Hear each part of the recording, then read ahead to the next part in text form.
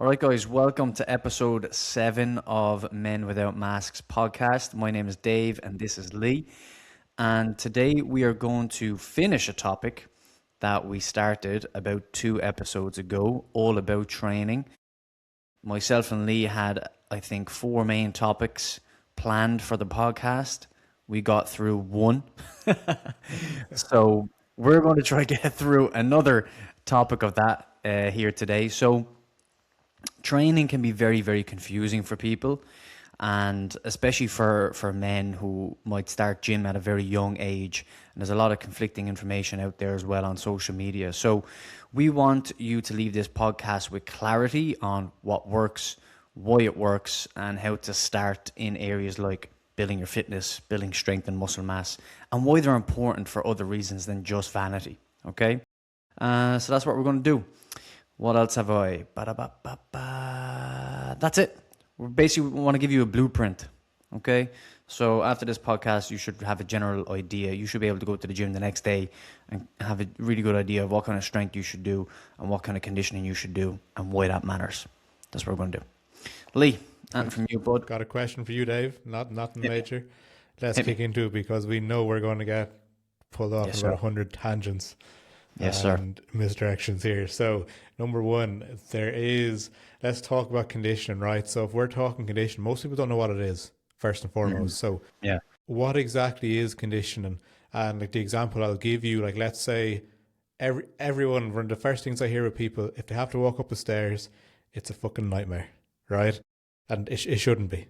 So, but most people are also quite embarrassed about this. So they will just avoid these actions at all costs. But what is actually going on physiologically, and why does avoiding this and not trying to improve it actually make it worse? Yeah, love it. So this is a really, really important one, again, for men, right? If you already train and you did join a gym, chances are you joined the gym because you wanted to look better, right?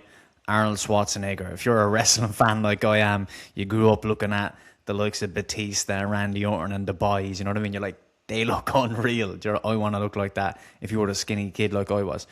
So a lot of men get into the gym for the weight side of it, okay? But conditioning, or in simpler terms, your cardiovascular fitness, or a term I prefer, which is your cardiorespiratory fitness, which is, it's not just your heart, it's also your lungs that's heavily involved in the process of fitness, okay?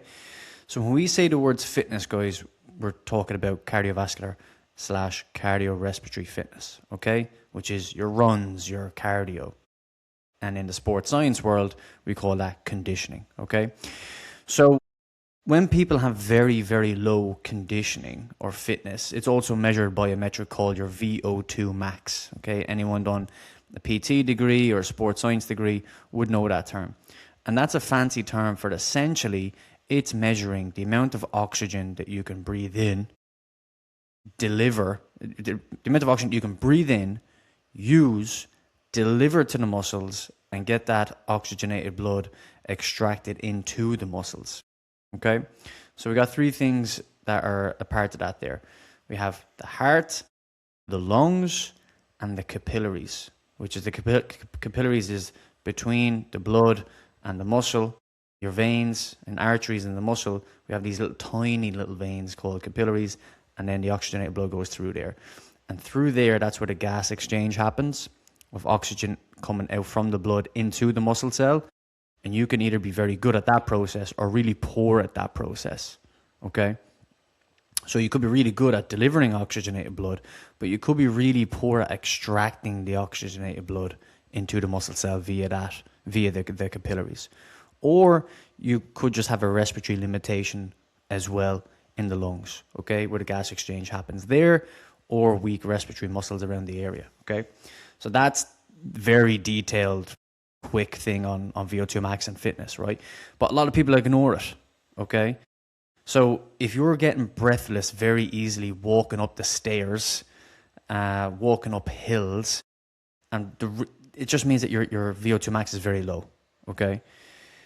Now, the reason why it's so hard for you is that increase in oxygen demand, right?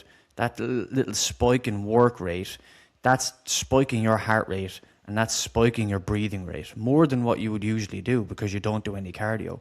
So you're feeling the stresses of an increased cardiorespiratory demand. That's all you're feeling.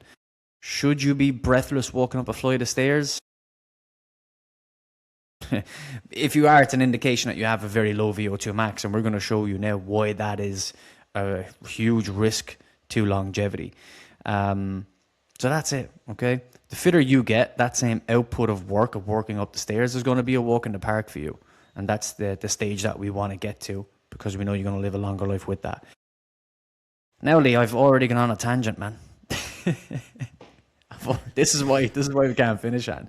But anyway, yeah, don't be breathless walking up the stairs. If you are, it's a great litmus test for you to say to yourself, right, I got to add in some cardiorespiratory or general fitness training here. So yeah, that's why it's important, man. But if you dive in deeper past that, like, so obviously everyone wants to be able to walk upstairs. It's a daily function of most people's lives. What are the health consequences, or on the other side, the health benefits of having a low VO2 max, a high VO2 max, and why do you think it's something that is laughed at more than it is recognized by most people? Yeah, so brilliant question and super, super important. So in my training program, okay, I used to just give people a strength program if they just wanted it, okay? But nowadays, I just make sure that there's cardio training in it, you know, it being a performance and longevity program. We always knew it was important, but there was a research study that came out within the last couple of years. If anyone wants it, just send me a message and I'll send it over to you. But it was this unbelievable study, I think I've mentioned it before, where there was over 750,000 US Army veterans tested in a Army hospital, okay, over the lifespan. So after they finished from the US military, they used to test them over through their lifespan and see what happened to the people with certain levels of fitness or VO2 max, okay? So they had 5 percentiles broken up into 20%. So the bottom 20%, 20 to 40%, 40 to 60%, 60 to 80%, and 80 to 100% VO2 max levels, let's call them, okay?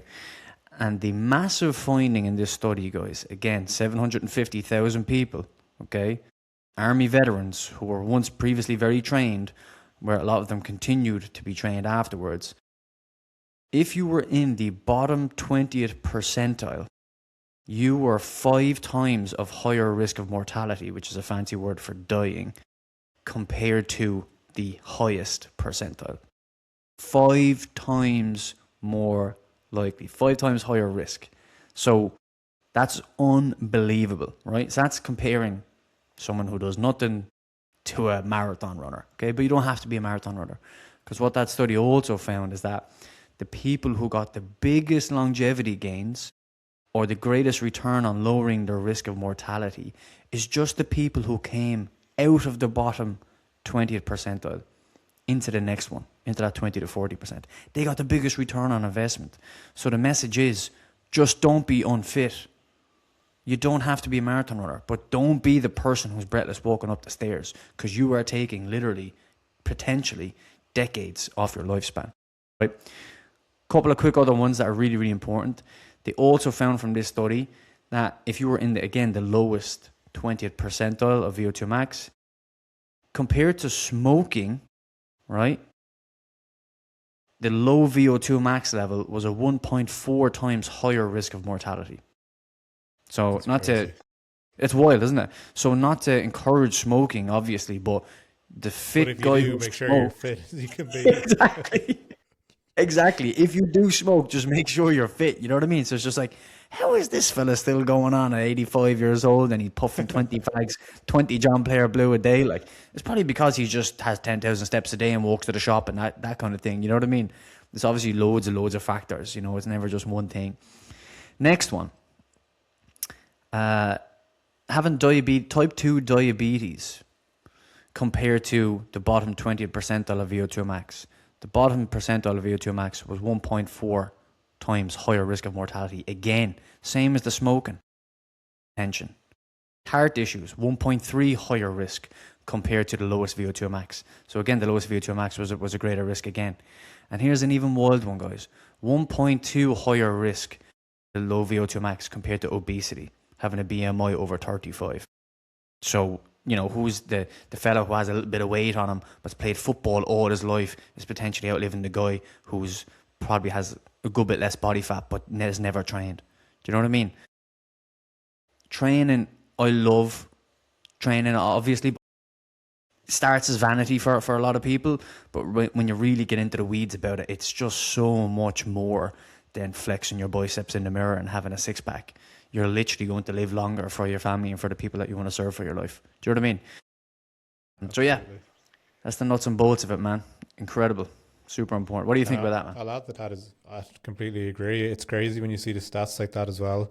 But like the cool thing is, like, all those things you mentioned about the low VO2, diabetes, hypertension, obesity, getting fitter, more active solves all these issues as well. And I think that's one thing to point out to people. You don't have to do everything. It was actually a chat I had with a client this week. If you can, let's say the trifecta, you have nutrition, you have training, you have, well, there's more, but let's say overall kind of recovery. And if you can keep two of those three things operating at a good level constantly, you're probably going to be fine. It's rarely just one thing in isolation that becomes the issue. The likes of, you will rarely find someone, truthfully, who is active with a lower VO2 max, but the benefit comes from everything else you're doing alongside it as well. You know what I mean? What would you say then? So obviously most people still aren't going to want to do anything about it, right? No one wants to go do their cardio. No one wants to do any sort of conditioning. I personally, with every client I have, not everyone does it, but I do make conditioning a requirement, even if it's just 15 minutes, 3 times a week. And there's a lot of literature come out lately that it used to be zone 2 was like the magic zone, whereas now it's actually been somewhat disproven that even just a couple of high intensity sessions will give you the same benefit across your week.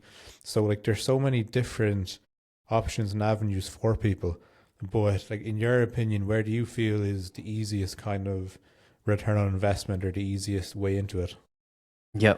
And this is why it's great to have a conversation between two coaches, right? Because I, again, go into the weeds as I really love to understand something that I provide as much as I can, right? And I've learned loads of different methods of exercise programming from different providers, right? So I don't just stick to one system. I've learned many, right? And I've seen different small differences between a lot of them, but I see a lot of similarities between a lot of them as well, right? And it's very interesting that you bring up the point of the high intensity interval training, which is more time efficient. Okay, it absolutely is. Versus the 20 to 60 plus minutes of Every 60 single to day. 70% heart rate at conversational pace, you know, like that's more of a time investment. You know, it's not as sexy. You know, where that high intensity interval training, you go in, you do your 30 on, 30 off, or whatever the hell you want to do, sprints on a treadmill, 10 to 15 minutes, bosh, whatever you want to do, right? But for me, an individual has to be fit enough to tolerate that, right? I've seen so many people go too fast in their warm up, right? I used to work in a CrossFit gym and starting PTs. I say to a gentleman, all right, just jump on the bike there, 5-10 minutes, just getting the heart rate up a little, just basically getting a little sweat on, just warm up the core body temperature. Take it easy, conversational pace. Yeah. I'll go to the toilet, come back out, fellas on a whitener. Do you know what I mean? That's have to have to like 2 fellas or 3 fellas because they're just like, so first day doing PT, they're like, yeah, I'm finally doing it. If you know anything about an assault bike, it's rootless as well, you know, so you really have to take your time on it. And that's a non-impact way of getting warm, which is great. And again, the heart rate went up too high, too quick, and they just went on a whitener. So the more zone 2 or the bigger the base, right? We're going to talk about pyramiding or conditioning soon enough, but I want you to think of your cardio as a pyramid, right? And the wider the base, the bigger the peak, right? The shorter the base, the smaller the peak. So think about the pyramids in Gaza. The one that has the biggest foundation is the tallest one, right? Think about the Burj Khalifa. You're looking at that tiny thing at the top, but if the more you go down, it has a massive base. That is conditioning training. That's one method of conditioning training called pyramiding, right? So that zone 2 really helps people tolerate and recover from, and to be able to do more of that high intensity interval training. So I have three things whether I'm deciding whether to do high intensity interval training with an individual or not. And you have two different types of high intensity interval training as well. You have aerobic high intensity interval training, which is where your work interval is the same as your rest interval. Example, 30 seconds on a high intensity, 30 seconds off. That's a 1-to-1 work to rest ratio, which still means that it's aerobic, meaning that you still should be able to recover from it and repeat. You might go as little as 30 seconds on, 15 seconds off. That's still aerobic. But if you've done 30 seconds on, 4 to 6 minutes off, right? And some people are thinking, why the hell would you do that? It's so that you can truly give 90 to 100% effort on the recurring intervals, right? But you must, that's called glycolytic training, but you must be trained, truly trained, and have a wide base to be able to tolerate that. If we gave an untrained individual that glycolytic training, they will either not have the power to truly express it, so they wouldn't get the stimulus, right? Or they would have very little tolerance of it, and again, just go on a whitener and just do it, you know?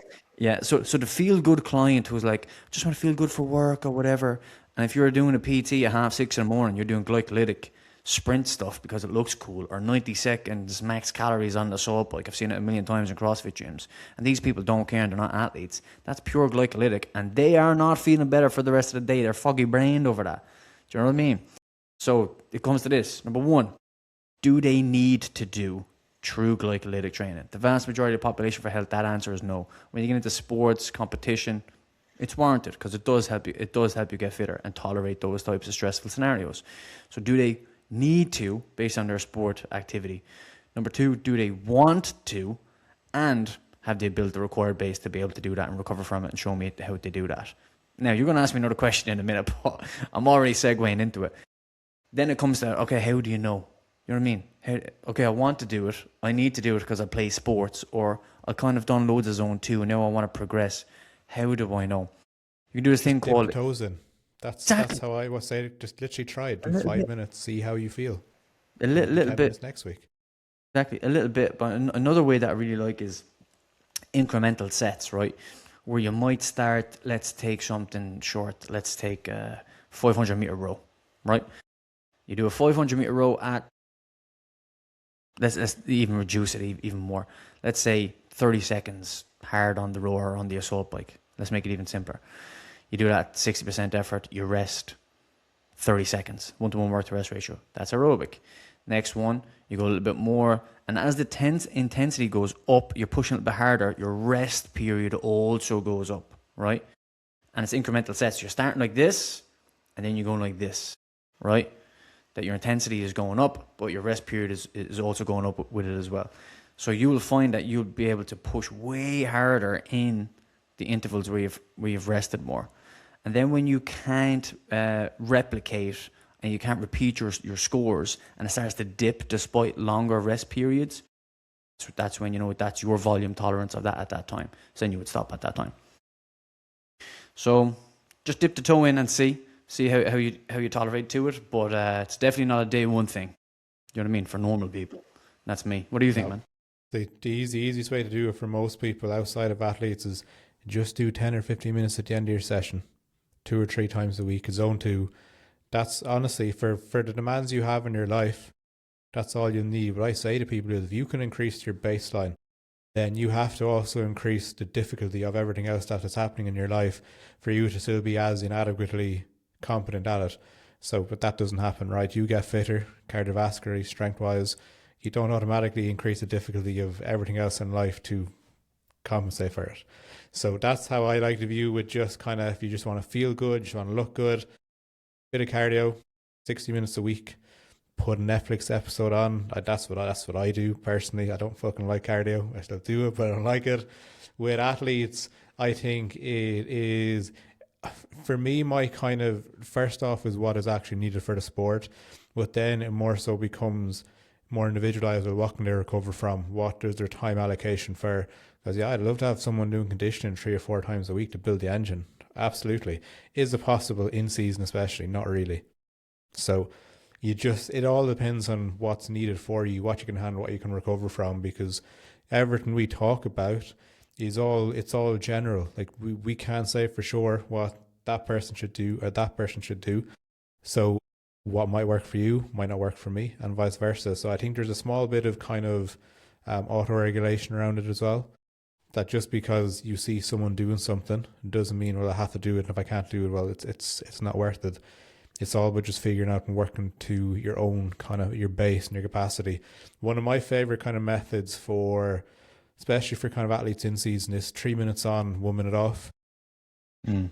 So it'll be, Yeah. but I like to kind of do different. I'll kind of rotate between like a rower, a skier, and a bike, and we're only doing maybe 8 rounds. So you're literally 32 minutes and you're done and dusted twice a week. Yep. And Yeah. that's because you're only trying to maintain. You're not trying to improve. You will, but for the most part, where a lot of people go wrong in season, and we'll touch on this more so in the strength side of things as well, is the in season isn't the time to be really trying to drive progress.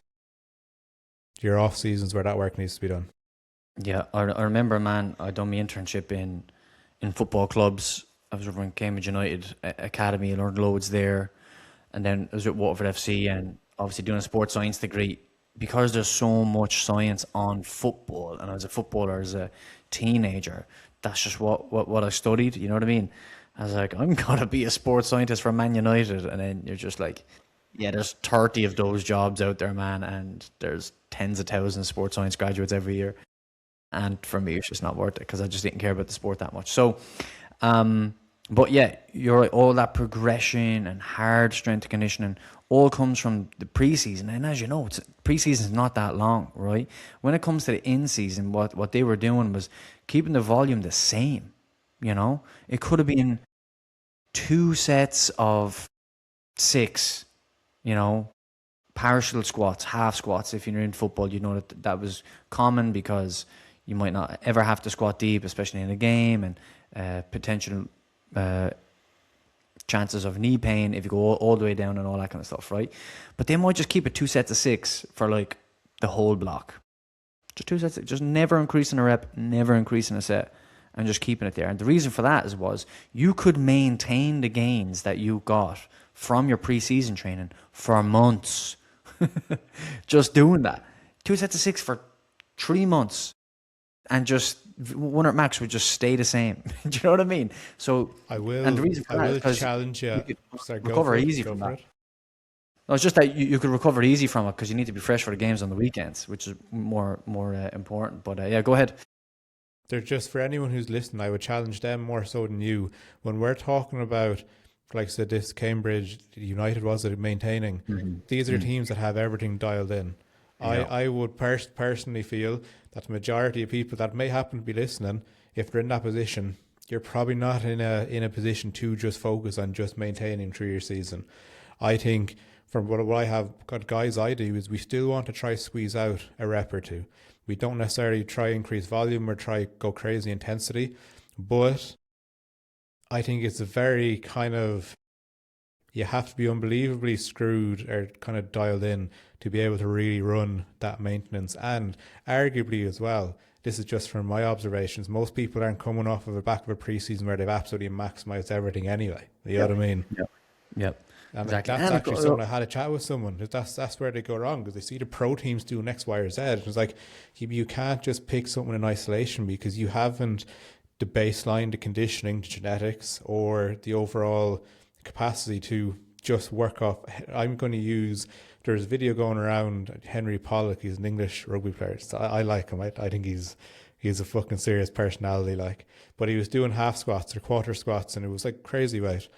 And all of a sudden in the comment section, it was person after person. It's not, yeah, honestly, you know what I mean? Going mad. But in season, it's a fantastic way of keeping that strength, because injury prevention, if you can keep everything strong, if you can maintain your stats from a strength perspective, the likelihood of injury is so much lower, and even more so, recovery percentage, time for recovery is so much higher.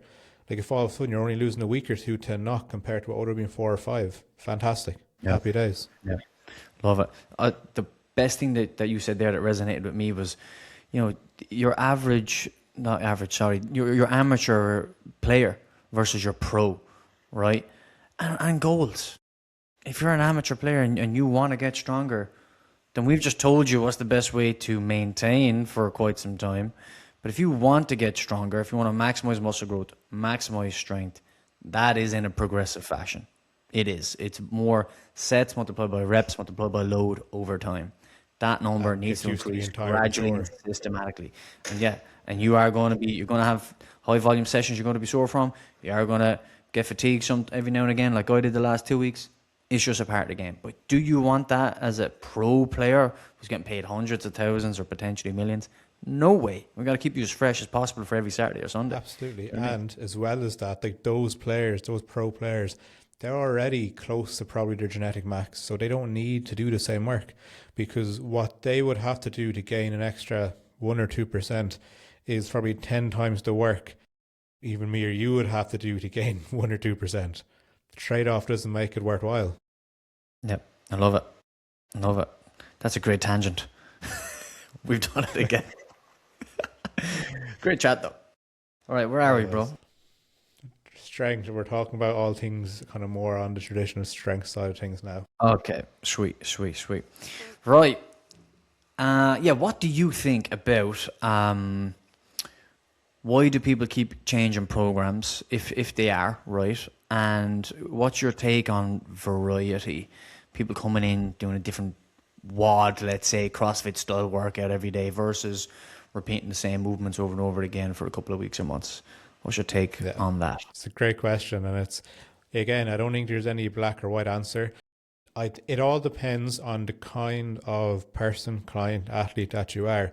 If you are an athlete who wants to be the best at their sport, you don't have the luxury of just constantly changing, and rotating. You have to go with what's tried and tested and what is proven to have gotten hundreds of people to that point. So in my opinion, and it's something I've been kind of experimenting with my own training with my coach, is like I'm training 5 days a week. It's 2 on, 1 off, so upper, lower, rest, upper, lower. I have a lot of similar movements on both days now. So like say, for example, I'll use a Smith machine for my bench press. I'll use a T-bar row for my rows. I'll do it on both sessions. I have found progression has been so much better because you have time to actually become a master of the movement. I think a lot of people will get caught up chasing resistance profiles, angles, challenging the muscles in, I say quote unquote for anyone who's not watching the video, challenging the muscles in different positions, whereas none of that really truly matters. If you want progress, we know what works. If you're someone who, from a mental perspective, finds training gets extremely dull after 6 weeks, absolutely, completely valid. But we also have to understand there's trade-off. So I think a lot of it comes down to what goals you have, what is the price you're willing to pay. Are you happy to just rotate and have a small bit less progress over the long run, take longer to get there? Or are you like me? It's like, right, well, I don't really care if I've told that this route is going to get me there. It's the most efficient. I don't really care if I'm bored. I don't really care if it needs to change. I will just go. Personally, I think you can squeeze months and months and months out of a program for the most part in most fields, to be honest. But it becomes a mental game then, because once the novelty is down, you just like, right, this training session isn't as enjoyable as it was. That's only because mentally you're just like, I want something new. Yeah. You know what I mean? Yeah. Yeah. It all depends. If you're someone who wants to go in, have some fun, just wants to look a bit better, feel a bit better, no issue whatsoever. I still think we should spend time, especially at the beginning, just focusing on just key movements, because what you find then as well is one of the big things when it comes to kind of rotating programs with me, I will rarely do a full rotation. I will rarely pull someone's 4 days and completely change it. I like to rotate maybe a day at a time, or rotate in different movements, because we all know there's a learning curve. Even the best of us takes, like anyone to take a week or two to really build things up. For someone who's newer, it's going to take longer. So now we have the question, well, if we're chopping and changing and it's taken you 4 out of 6 weeks to actually feel good in the movement, then you've only got 2 weeks of really maximizing progress. Then you're chopping and changing again.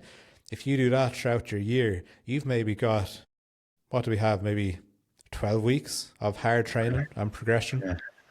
Yep. Not enough. And what's your thoughts on it? That's again, for me, it's contextual. It has to be. But what do you think? Always, man. Yeah, I think it comes down to the psychological piece is massive, like you said, right? So we know for sure, let's say if we had this hierarchy of importance for strength training, okay? In all things, we just got to be super consistent. So to aid consistency, we have to enjoy it, right? So in alignment with that, is this individual going to be satisfied doing a full 12-week block where they're squatting first thing every Monday, where a barbell back squat variation or a back squat or front squat is the first thing that's on the morning? If one individual who gets motivated and loves micro progression and is adding that little bit more weight to the bar, couple more sets or reps to the bar over the block, and they say, yeah, if this is going to improve me by X by the end, let's do it. I'm okay doing that. Versus if someone just needs a small variation change for the novelty, like you said, to stay motivated, to make sure that they're then training close enough to failure. I know we touched on this in a previous one, but it's just so important. If someone stops 6 reps away from failure because they're just not enjoying the movement anymore, then they either got to just shut up and do it, train close to failure, because it's so important for muscle building now, not necessarily maximizing strength, which is a different topic.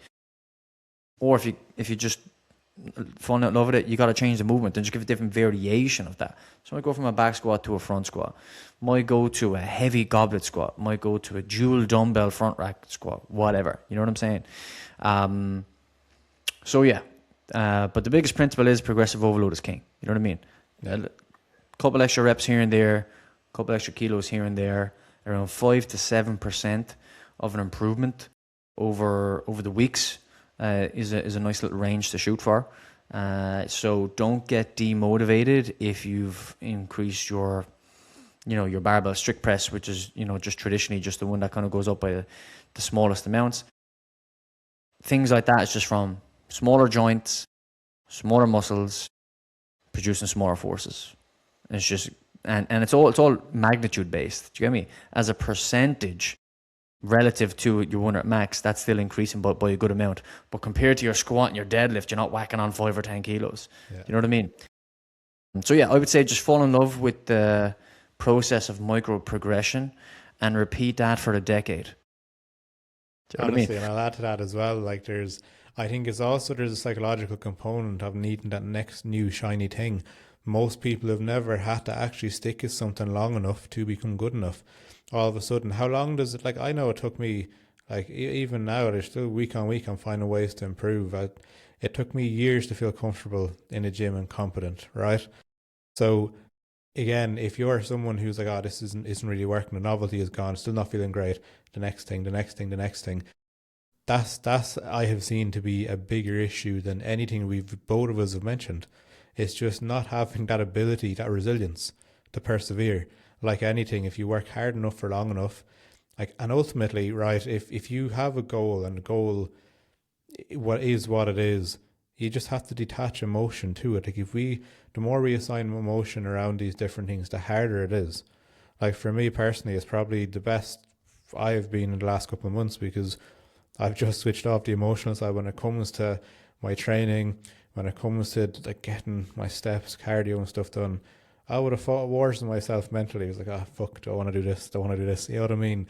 Whereas now it's the easiest it's ever been, because I want the goal. I want the end results. Anything that has to be done to get there has to be done. It's something that I've kind of, and another tangent again, but there's a couple of clients of mine I have that they're just in kind of high stress, high pressure corporate jobs, and apply the same principle. In years gone past, these periods of the year will be unbelievably stressful mentally and physically, whereas my kind of stance on it is, right, the deadline is going to be met, the work is going to be done, you're going to do the work regardless, so you have a choice. You know the end result is fixed. You're going to take all the actions to get there. So now you can choose to make it more miserable by yourself by thinking about how horrible life is right now and how much I don't want to do this, even though it's all going to get done regardless. Or you can be, you know what? It is what it is. It's going to pass. I have to do it. So let's just fucking embrace it. Let's just understand that life isn't ideal right now, right?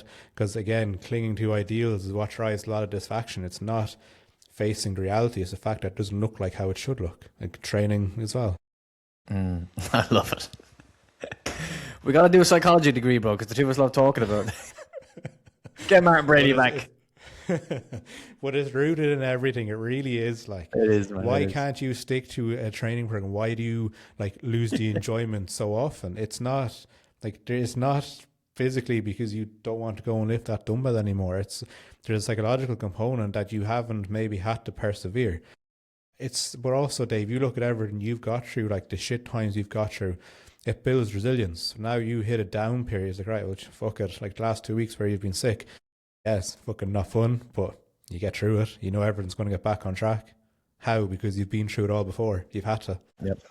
And you know it's going to pass. You know, like one thing I absolutely love about training, right, is, and it's also almost like a Pandora's box, because you said a really great thing there, which is remove emotion from the journey in a sense that it doesn't get in the way, like stress, right? And I also love the thing that you said there about expectation versus reality, right? If you expect a event to be anything and it's not that, you will experience discomfort. That comes from Mo Gaudat. If you haven't, look up the man, his equation for happiness, or Solve for Happy, his book is called. He was on the Diary of a CEO. Unbelievable. And it's just like, I think I've said to you before, the example about the rain. You're about to go out sunbathing, it rains, you're sad. You're about to go out gardening and water the plants, it rains, you're happy. So is it the event, or is your expectation how you see the event? Yeah, it's how you see absolutely. the event. So the emotional component of training, you definitely got to remove that. You're going to have some shit training sessions, you know? Like I've been sick and under recovered for the last 2 weeks. Last Monday, I was like, yeah, this training session is tipping me over the edge. I felt it, right? At that moment, I should have stopped, but I was actually still just progressing on every lift, and I was just enjoying it too much. As tired as I was, I did it, right? And I was just like, yeah, this tipped me over the edge. I'll take a few recovery days after this. Lo and behold, 2 weeks later, in bits. On the Saturday, 5 days later, I was like, yeah, not feeling too bad, feeling a bit better. I'll go in, chance it. Trained, deloaded the session, as you should do, as I'd make any other client do. So I only done 1 or 2 sets of everything, further away from failure. Didn't train as hard. Didn't train that hard in my conditioning. And then tipped me over the edge again on a Sunday. I was mashed, right? But you just have to know the difference between skipping a training or recovering because you're under recovered versus when you just know yourself, you're just feeling, you're just bitching out a bit. You know, just show up and give what you can with the energy that you have on that day. So if you're truly under recovered, what I should have done is just some mobility and some walking on a treadmill. That's what I should have done instead of training hard on that day. You know, so learn from that lesson. But also the emotional component in training, like a long cardio session, or the belief that you are going to get an extra rep or two compared to last week or whatever, that really, really teaches, for me, patience and resilience. Absolutely. Especially conditioning. Oh man, long cardio sessions when you know what pace you're supposed to hold as well. And you know, based on such a test 1 or 2 weeks ago, you should be able to hold this pace if you have the resources on that day. But you can bitch out, man, and you can just hold it back. So it just teaches you patience, resilience, and to tolerate discomfort for long periods of time. Physically, but also emotionally and mentally, because you're just having that conversation with yourself in your head. You know what I mean? And if you train early in the day and you overcome that voice in the head, nothing's going to phase you on that day. You know, you are now more mentally and emotionally resilient, not even physically. So there's that emotional component to training as well that I absolutely love, that nobody really talks about, and people miss a lot. So again, it's not just about vanity, not just about living longer. The mental and emotional benefits of building character that transfers into other areas of your life is just unbelievable. So enjoy your long, hard cardio sessions, lads. Get them done. You're becoming a better man from doing that. You know what I mean? So that's exactly it. And that, again, it's a complete off topic, but that's exactly what Martin Brady said last week, is like, you need to have trials, you need to have tribulations, you need to have adversity to grow, to build character. We can't just sit here and talk to each other about building character and automatically build it, right? It generally comes from going through shit times. But ultimately, the only way you ever lose in anything, and I say this to clients the whole time, is if you give up. If you stay in the game, it's brick by brick. If you go in, I had a session like that this morning, head was pounding all morning. So I'm going to go in, I'm going to try it. If after 10 minutes it's no better, I'm just going to hop on the bike, do some cardio. I got like a set done. My head felt like it was going to pop off. I was like, right, that's fine.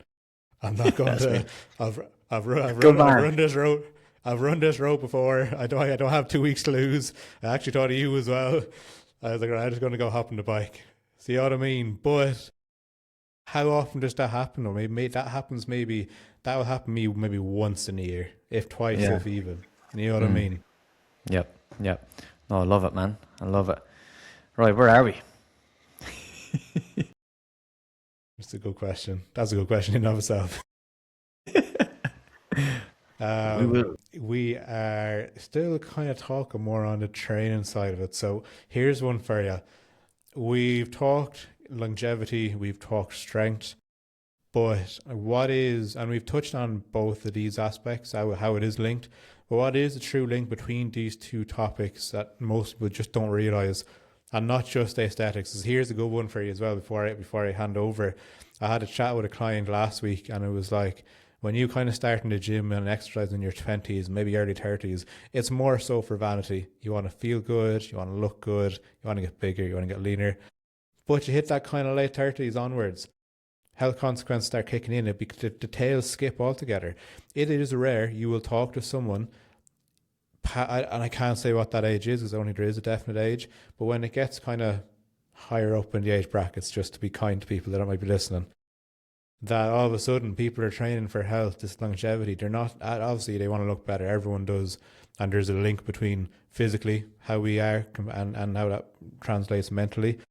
But it's just crazy that all of a sudden there just seems to be a tipping point, that all of a sudden the focus becomes more health, longevity, being around for your kids, your family, want to live a long healthy life.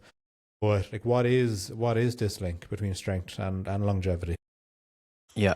So again, I'm a nerd, right? Everyone that knows me just knows that, I have a desire to understand things of a deep level. Again, anything that I'm providing. So again, strength training is one of the things that I provide.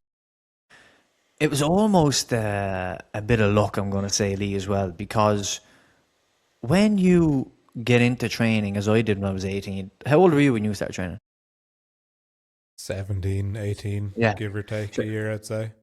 In around the same age bracket, for me, it was just to not be a skinny kid. Like, what was it for you? The opposite. I wanted to be skinny. Yeah. So it was the change of bodies, right? And then, even back then, people thought that lifting weights and bodybuilding was bad for you. You know what I mean? Oh, you're going to be busted up. You're not going to be able to move. I wish I started sooner, man. Imagine we started when we were 13 and 14, where we'd be now. No one would have even thought of doing putting a 13 or 14-year-old into a gym for weightlifting. But nowadays, we know you absolutely should be doing that as well, in the right approach. So anyway, long story short, over the last 10 to 20 years, it just has completely changed with not just cardiorespiratory fitness helps you live a long life, but so does strength, okay? And how do we know this? So this study was over 3 million people. Million, right? I've looked at the number, lads, multiple times. It's 3 million people, okay? And what they did is they tested grip strength, okay? I think it was in another hospital again. They tested grip strength on a hand grip dynamometer, which again is the fastest way to just get an insight. And it is also linked to 1 rep max back squat potential, right? So strength potential. And what they found is the individuals who had the highest grip strength, i.e. overall strength, again, had the lowest mortality risk and lived the longest. Again. So again, it's not just about having big pecs, big shoulders, filling out t-shirts. I love that myself. You know what I mean? Also in the back of your mind, you are going to be around longer simply by living an active life. You know what I mean? We all want to look like Arnold Schwarzenegger and the wrestlers that we're all looking. That's great, but it's just not just about that. Do you know what I mean? So other things like, we once thought that weightlifting and all that was bad for you. You're going to be busted up. You're going to be dependent in later life. It is the complete opposite. We know that slight impact training like running, jumping, weightlifting, impact kind of training improves your bone mineral density, right? And people who have really poor bone mineral density is females post-menopause, for example. So it's even more important for females to be lifting weights. You don't want to be that individual who is 80, who has another, let's say, 10 years of lifespan left in him physiologically, but falls, breaks a hip, and now you can't walk for 6 to 9 months because you're in the wheelchair. Yeah. It is that lack of movement that then accelerates the onset of disease. Movement is the key, guys. Strength, movement, fitness, they are the absolute keys to independence. So you'll be less frail, you're going to be more independent, you're going to have greater bone mineral density, your balance and stability is going to be better. So you're going to have these kind of levels of safety, let's say. Number one, you don't fall, okay? But if you fail that and you fall, number two, you don't break the hip because your bone mineral density is better. And number three, you have the mobility and stability to turn around and get up off the ground. Do you know what I'm saying? So it's not just about that. Go on. The neurological component there as well. Like it's so, as you get older as well, your brain technically slows down in some processes. So for example, if you're someone who is physically fit and able, but neurologically things have started to decline, all of a sudden when you stumble and don't fall, which is typically what happens to most people, then you fall because your brain doesn't send a signal to be able to catch yourself, to actually, you have the strength, but you don't actually have the neurological response to save yourself. The best example of this was post-COVID here. How many, I know back home where I'm from, anyone who is above a certain age, kind of in like their 80s plus, all just started dropping off. And these people would have been out moving around the garden walks, everything. COVID shut down and it decimated the elderly population. Yeah. Movement is the key, man, so you want to set yourself up for a long, independent life of movement, of freedom of movement, let's call it. I have a lot of consultation calls to people, who want to come in, have a look and see if they want to come work with me, right, as their coach. And when we really get to the purpose of things, and people are probably sick of me saying the word purpose, but I do love it and it's super important. A lot of people obviously want to be there for their family, serve their family well, be the best dad that they can. But a lot of people also want to be independent in later life, and they have an example of what dependency looks like. Oh, my father, he's really struggling getting out of the car, and oh, my grandmother's wheelchair bound for years, and this, that, and the other thing. And people are just like, I don't want that. You know what I mean? And then you have the other story of the other person who's just like, oh, my grandfather's 84 and he's skipping around, going around, walks to the shop every day, still driving, not an issue. Do you know what I mean? Like, you want to set yourself up that you still have the choice of movement. Do you know what I mean? Absolutely. So, and I think with the things of COVID, everything was so restricted, all you could do is walk around your back garden, So I'd say there definitely is a link there. Like, and the cool thing is, like, the younger you start, the easier it is. Because just if we link back to everything we have talked about over the past couple of sessions about maintenance, that it doesn't take as much to maintain. So the younger you are, the younger you start, the stronger you get yourself, the more physically in shape you get. There's so many studies to show that the 30s tend to be that kind of that magic age range, that if you get in shape in 30, the chances of maintaining it from a health perspective and aesthetic perspective for the rest of your life is so much higher. Again, that's the thing. Like, for me, for example, everyone asks, like, am I going to train just my whole life? It's like, absolutely not. I personally look forward to the day I can spend two days a week in the gym, right? It's a lot more free time in your hands. 100%. But I don't plan on stopping until I'm at an unbelievably good level, so that all you have to do is maintain. Yeah, I love it, man. If you're starting in your 40s and 50s, you're stacking the odds against you. You've a bigger mountain to climb. It's still possible. Yeah. You will still notice quite quick progression, but it doesn't come as easy, and you can't maintain it as easy. Yeah. So set up the foundations. If you're a young 20-year-old man, or even in your early 30s, and if you haven't started or if you haven't been consistent, just know that you really are setting yourself up for a brighter future.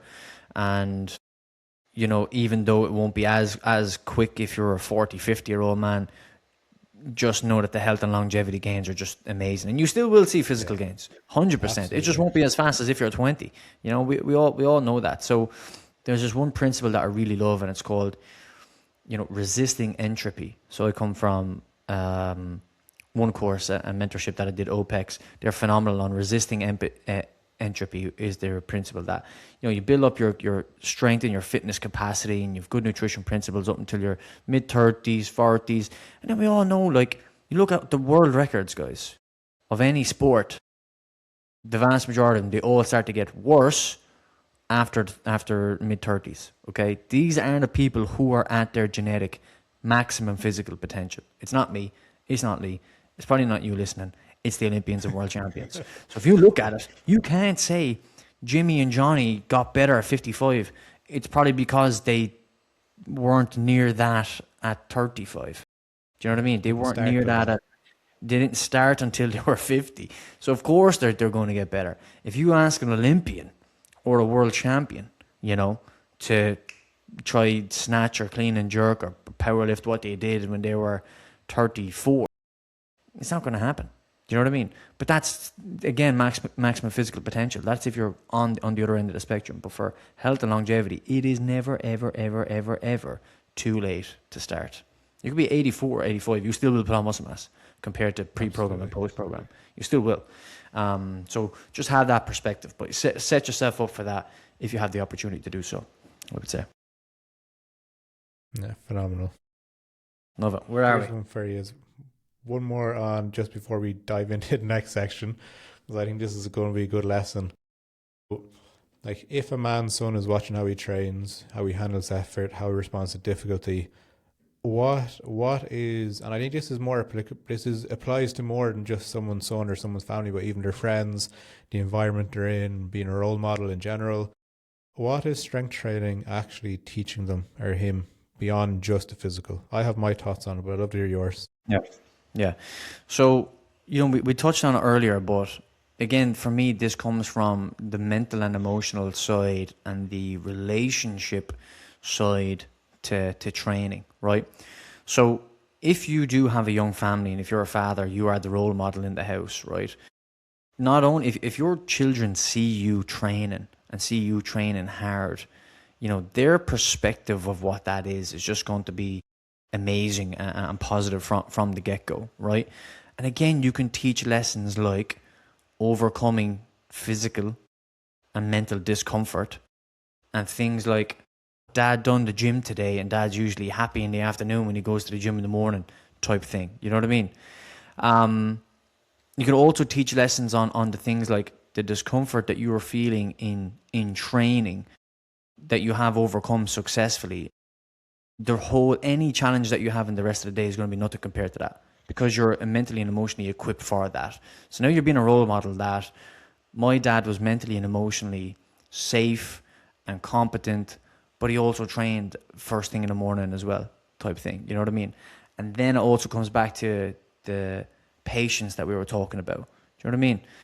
So you're going to go through minutes, hours of discomfort through long training sessions, but that again is teaching you patience mentally and emotionally, and you can bring that into the home. You know what I mean? And also, as we know, children don't just do what you say. They'll also just copy you and they will model you. So you are literally a role model. They will do what you're doing, very likely to do what you're doing. So if you want to pass on the gift of exercise and everything that we're talking about to your kids and your family, just let them watch you train. Get them into to join you. If you show that you enjoy it and you have a good relationship with training. I mean, I didn't start doing it again. I didn't start sport till I was 15. So late. Do you know what I mean? Didn't start gym until I was 17, 18. If I'm lucky enough to have a family, man, 4 years old. You know, that kid's going to be snatching with me. You know, ASAP, you know. So, yeah, I think there's a lot to it, man. But I just think the mental and emotional side to it, it's an absolute gift for us to pass down to younger generations. And also just to tell them that, again, it's not just about vanity and looking a certain way. Do you know what I mean? What do you think?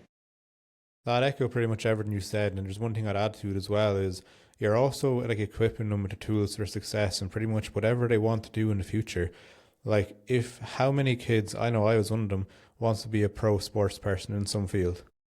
I think everyone at some point does. Anyone who plays sport does. What did you want to be? Rugby player. I really want to be a wrestler. I didn't get much taller than fucking 5'7" or 5'8", so I figured it out fairly soon it wasn't going to be likely. Yeah. You'd be a good weightlifter, man. Good weightlifter. Small torso, short people. Leverages. Yeah, good leverages, man. Exactly. But like, for anyone who goes through that kind of route, like starting at 15, starting at 17, starting at 18, it's too late. It's not. it was different maybe 20 and 30 years ago. You had these generational players that would still break through. It doesn't really happen anymore because if you're going up, if you're in that competitive environment, you're against people who are probably all genetically up near the top. So what's going to separate people then, which a lot of people don't like to fucking realize, it's going to be strength, it's going to be speed, power, size. Obviously, you can't end up being taller, but from being like stockier, more muscular, depending on the sport. Because if everyone has good genetics and everyone has a good work ethic, then it's the physical attributes is what tips the scales. That's why sports in general has become more physical now. I wouldn't say the degree of kind of the quality of skill is much higher, but if you're bigger, stronger, and faster, it allows you to express skill in a much more kind of in a much stronger fashion as well. And even outside of sports, the lessons you learn, like you mentioned, that all of a sudden you don't want to go training today at 7 in the morning before school for that child. It's like, well, yeah, if you get it done, you feel great for the day. So whatever profession you go into, whatever ambition you have, you're teaching them independence, you're teaching them kind of perseverance, you're teaching them that hard work pays off, and sometimes you just have to stay in the game. And if that's all you ever learned as a kid, I think you'd be doing pretty well. Imagine, I think back to some of the dark times I had, and if I had had more resilience, if I had had more kind of patience, perseverance, whatever you want to call it, you traverse these different things a lot easier. Maybe they don't become as big in the first place. Yeah, yeah. No, I think it's a fact, man. And especially thinking about youth sports, right? And if you play any sport, GAA, hurling, football, soccer, rugby, getting selected by certain teams as well, being stronger, being fitter, just absolutely, it just makes you so easy to identify. Do you know what I mean? Especially Like, underage when everyone hasn't really like the older you get, the closer like physically to people's maxes and potentials they become. When you're younger and you can stand out, you get yourself in the door. I know sometimes that's all you need. Like I'm sure you know have plenty of friends who should have played county or should have played representative. You know what I mean? We all do. yep, it's mad. Right, shall we wrap it up, man? Or do you want to go through one or two more?